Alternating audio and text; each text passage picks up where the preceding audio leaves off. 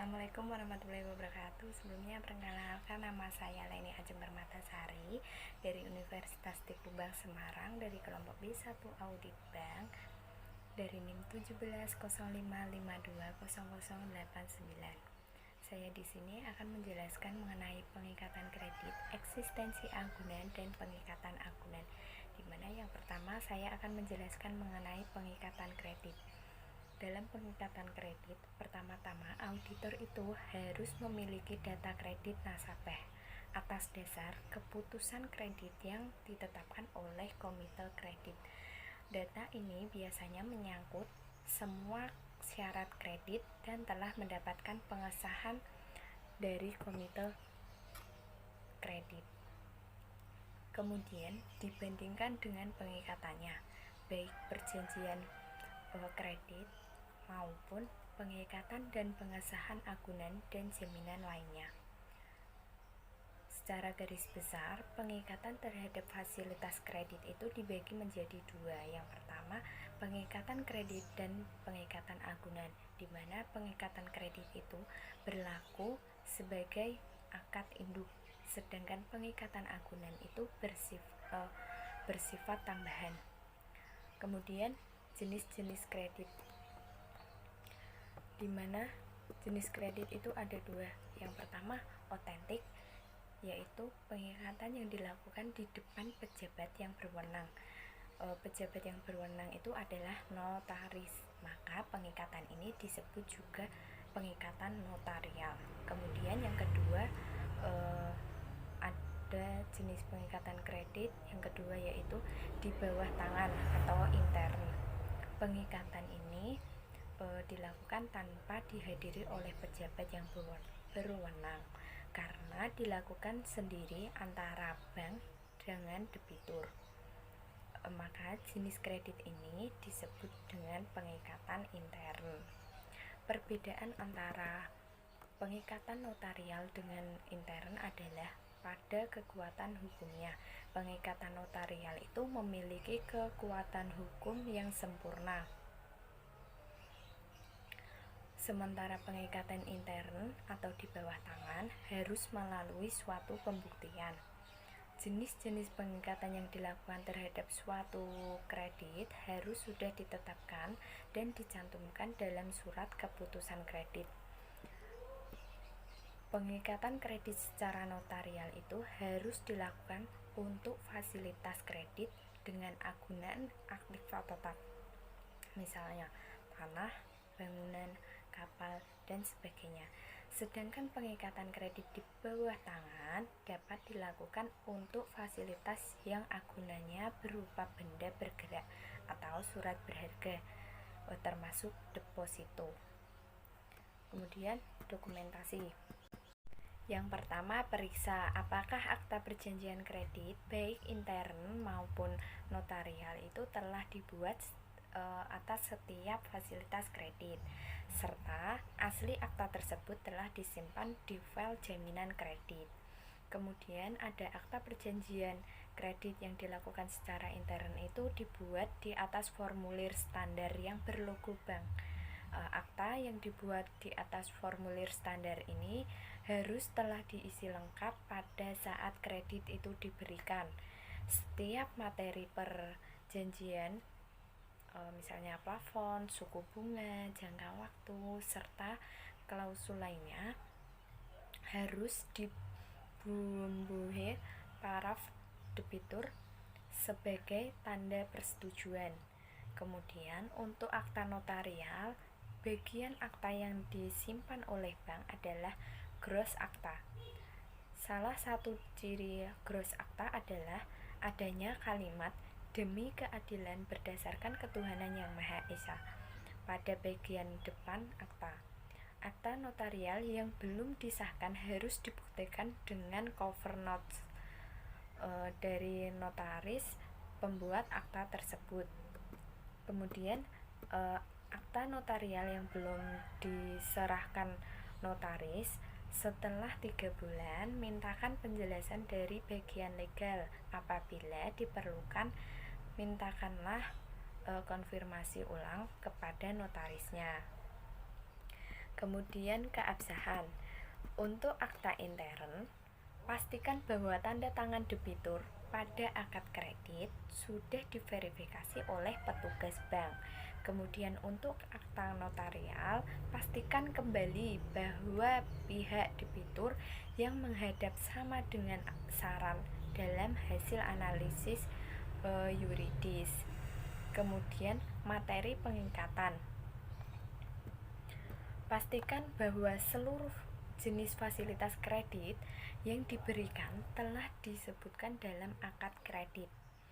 Periksa kembali kesesuaian plafon, jangka waktu, dan syarat lainnya seperti yang ditentukan dalam surat keputusan kredit. Kemudian teliti bahwa bentuk pengikatan agunan telah digunakan dengan tepat, sesuai dengan status kepemilikan dan sifat hubungan antara debitur dan pemilik agunan. Kemudian untuk agunan berupa sertifikat tanah, pastikan bahwa suami istri pemilik jaminan telah memberikan persetujuan. Sesuai dengan ilustrasi Mendagri nomor 594 garing 1493 garing AGR tanggal 31 Maret 1982 perihal larangan penggunaan hak atas tanah, penerimaan agunan berupa sertifikat tanah melalui surat kuasa menjaminkan tidak diperkenankan atau dihindarkan. Kemudian yang ketiga, pastikan bahwa perubahan atau perpanjangan kredit yang diikuti dengan perubahan struktur agunan telah diikat dengan pembaharuan kredit. Kemudian saya akan menjelaskan mengenai eksistensi agunan.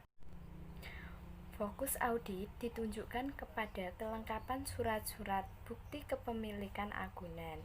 Untuk itu, data keputusan kredit menjadi pembandingnya dan data dalam perjanjian kredit itu dievaluasi sesuai dengan lainnya yang kemudian dibandingkan dengan agunan yang dikuasai bank yang bersangkutan. Kemudian ada beberapa kriteria yang digunakan pada saat memeriksa agunan. Yang pertama, debitur itu harus mempunyai hak secara yuridis terhadap agunan tersebut. Kemudian yang kedua, agunan harus dapat diungkapkan dalam waktu yang cepat. Yang kedua, agunan harus dapat diuangkan dalam waktu cepat pada saat harus dieksekusi. Kemudian yang ketiga, bank itu harus mengontrol jaminan tersebut dalam arti bahwa debitur itu tidak dapat menjualnya tanpa sepengetahuan bank. Kemudian yang keempat, kepentingan bank atas agunan tersebut harus dilindungi. Kemudian yang kelima, surat atau bukti kepemilikan agunan harus asli. Yang keenam, setiap pengeluaran agunan harus dengan persetujuan pihak yang menyetujui pemberian kredit. Kemudian yang ketujuh, tanda terima jaminan dan bukti pengeluaran agunan harus ditandatangani oleh dua orang sebagai bukti dual custodian. Walaupun audit itu diarahkan pada kebenaran material surat-surat agunan, namun apabila diperlukan, auditor dapat mengadakan audit lanjutan mengenai kondisi fisik agunan. Langkah-langkah yang dapat dilakukan, yang pertama mengenai tanah dan bangunan atau bangunan, yaitu yang pertama, pastikan bahwa sertifikat tanah yang digunakan telah dikuasai bank dan disimpan dalam file jaminan kredit. Kemudian yang kedua, pastikan bahwa sertifikat tersebut telah diverifikasi keasliannya ke Badan Pertanahan Nasional atau BPN oleh petugas bank. Kemudian cocokkan kepemilikan sertifikat dengan yang disebutkan dalam surat keputusan kredit.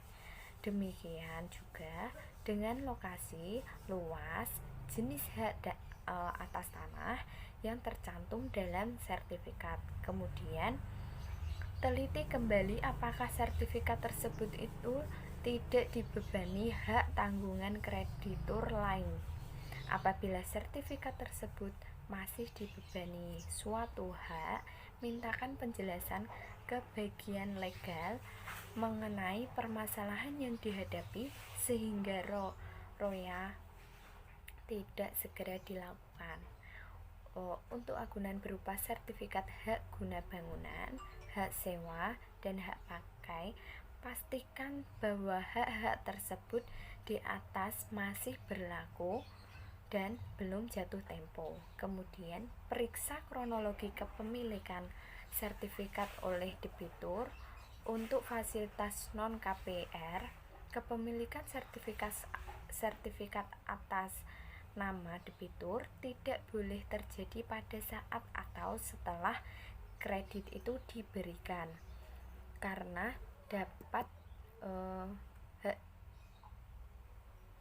hal ini dapat dilihat pada tanggal akta jual beli atau pada keterangan perubahan nama pemilik dalam sertifikat. Apabila pada fasilitas non-KPR kepemilikan sertifikat oleh debitur telah terjadi setelah kredit itu diberikan, berarti tanah atau bangunan agunan tersebut dibeli debitur dari fasilitas kredit yang diberikan. Hal ini menjadi salah satu indikasi bahwa kredit digunakan untuk spekulasi pembelian tanah. Untuk itu, kelayakan pemberian kredit harus dievaluasi kembali.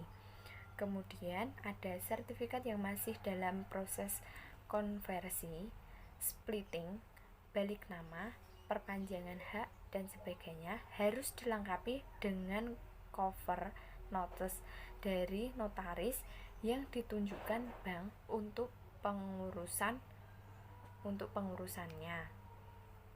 Cover notice itu minimal harus berisi tanggal penerimaan dokumen dari bank kepada notaris, jenis pengurusan sertifikat, konversi, balik nama, dan sebagainya, atau pernyataan notaris bahwa apabila sertifikat itu selesai langsung akan diserahkan kepada pihak bank. Sertifikat yang masih dalam proses pengurusan setelah 6 bulan, mintakan penjelasan dari petugas bank mengenai kemajuan laporannya atau kendala yang dihadapi. Apabila diperlukan, konfirmasikan ulang kepada notaris yang mengurus. Kemudian yang kedua, kapal. Pastikan bahwa surat bukti pendaftaran kapal asli telah dikuasai bank. Teliti kembali bahwa luas kapal yang tercantum dalam surat pendaftaran kapal minimal 40 meter kubik. Yang ketiga, kendaraan. Pastikan bahwa BPKB kendaraan telah dikuasai bank dan sesuai jenisnya seperti yang disebutkan dalam surat keputusan kredit.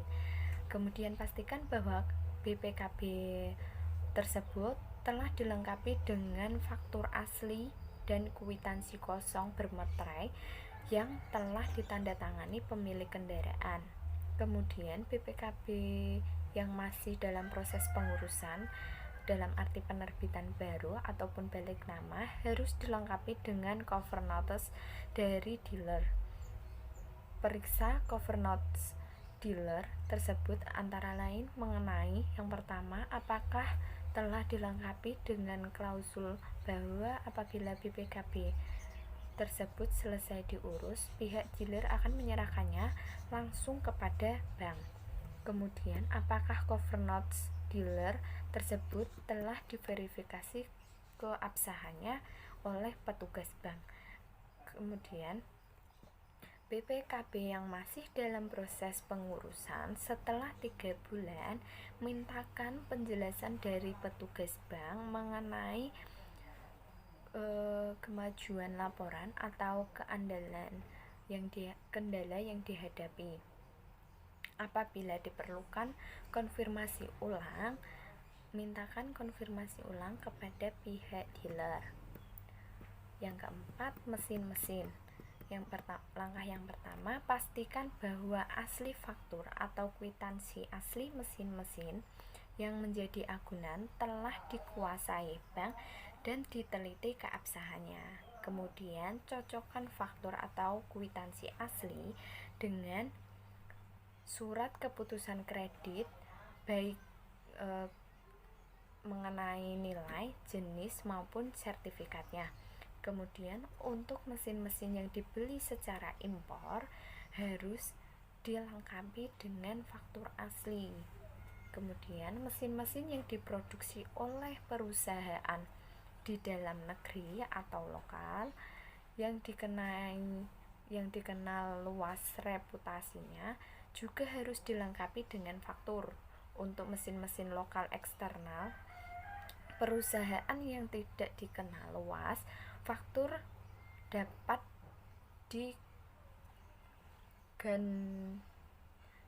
diganti berupa kwitansi penjualan yang sebelumnya telah diverifikasi oleh petugas bank. Kemudian faktur yang tercatat bukan atas nama debitur harus dilengkapi dengan kwitansi penjualan dari pemilik sebelumnya. Kemudian yang kelima ada stok atau persediaan barang yang harus dilakukan itu. Yang pertama, periksa apakah telah diterima daftar barang yang telah ditandatangani debitur. Daftar barang ini harus sama dengan yang tercantum dalam surat keputusan kredit serta pengikatannya. Kemudian pastikan bahwa laporan persediaan barang itu cukup mutakhir atau up to date serta nilainya itu tidak menyimpang dari persyaratan. Kemudian yang keenam, emas. Langkah-langkahnya, yang pertama, pastikan bahwa agunan emas secara fisik telah dikuasai bank dan disimpan dengan aman dalam khasanah utama valut.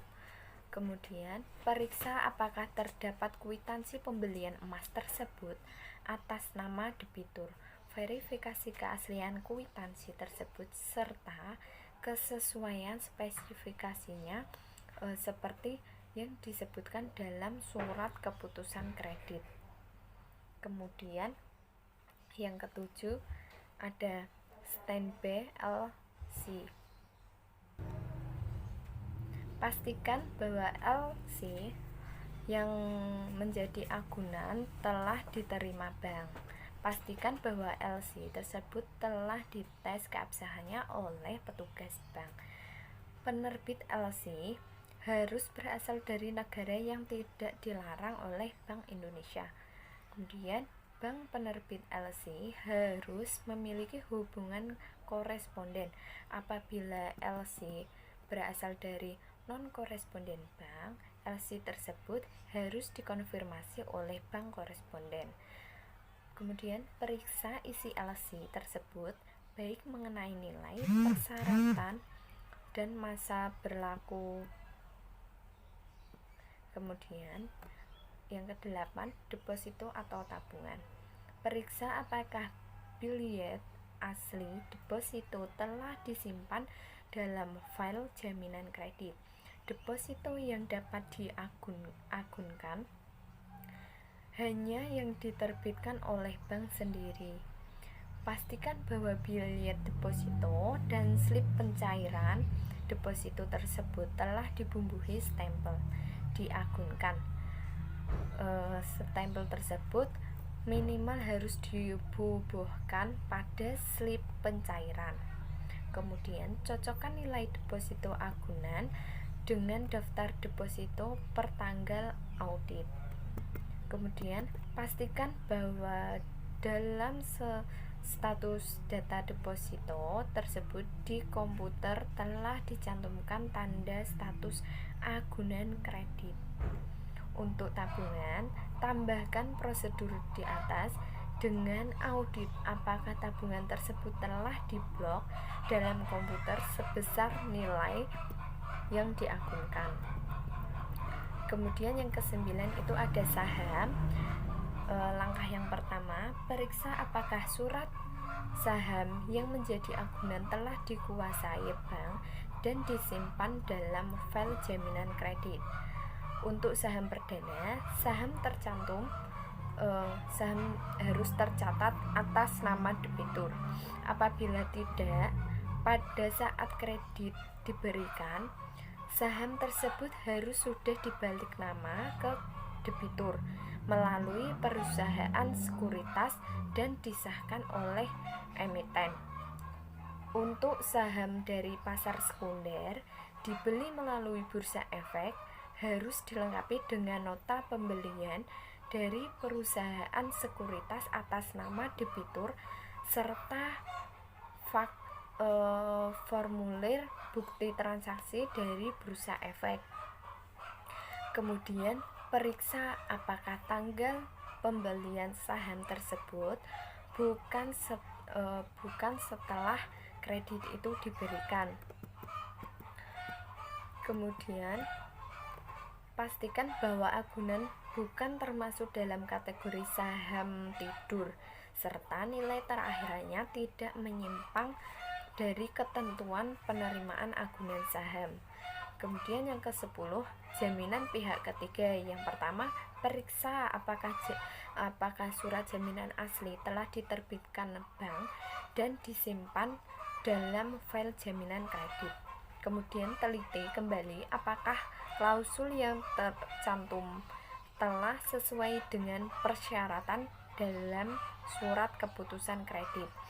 Kemudian jaminan perusahaan harus dibuat secara notarial, sedangkan jaminan pribadi dapat dibuat secara intern atau di bawah tangan. Kemudian 11, ada piutang dagang. Langkah yang pertama, periksa apakah jaminan piutang dagang itu telah dilengkapi dengan surat keterangan mengenai pembayaran atau SPK dari pihak yang berhutang kepada debitur. Surat tersebut harus memuat jenis transaksi pembayaran, penetapan waktu pembayaran, klausul pembayaran akan dilakukan melalui bank. Yang kedua, pastikan bahwa pada saat audit dilakukan, penetapan waktu pembayaran itu belum terlampaui. Kemudian, saya akan menjelaskan mengenai pengikatan agunan. Kelengkapan surat agunan menjadi tidak berarti apabila tidak dilengkapi dengan pengikatan agunan secara lengkap dan benar. Untuk itu, pada tahapan ini dilakukan pengujian kebenaran dan kelengkapan pengikatannya. Sebelumnya harus dipahami bahwa seluruh bentuk pengikatan agunan itu adalah bersifat tambahan. Demikian, kebenaran ataupun kesempurnaan pengikatan agunan itu menjadi tidak berarti apabila pengikatan induknya dalam arti perjanjian kredit atau akad kredit tidak sempurna atau memiliki cacat hukum. Langkah yang harus dilakukan yang pertama dalam tanah dan atau bangunan. Yang pertama, untuk undang-undang nomor 4 tahun 1996 menyebutkan bahwa tanah yang dapat dibebani hak tangguhan adalah tanah hak milik SHM, hak guna bangunan SHGB, dan hak guna untuk usaha SHGU. Sesuai dengan kebijakan bank pada umumnya, pengikatan agunan kredit berupa hak atas tanah pada saat kredit diberikan dilakukan melalui hak tangguhan. Kemudian periksa apakah agunan berupa SHM, SHGB dan SHGU telah diikat dengan hak tangguhan secara notarial. Kemudian pengikatan juga harus dilakukan terhadap agunan tanah yang belum memiliki suatu hak, namun telah diajukan proses pengajuan untuk memperoleh hak atau konversi. Kemudian pastikan bahwa akta hak tangguhan itu dibuat dengan menunjuk pada akad kreditnya. Kemudian cocokkan luas tanah, lokasi, pemilik, nomor sertifikat, dan keterangan lainnya pada akta pemasangan hak tangguhan tersebut dengan sertifikat kepemilikannya. Kemudian pastikan bahwa suami istri pemilik agunan itu telah menyetujui pengikatan hak tangguhan ini.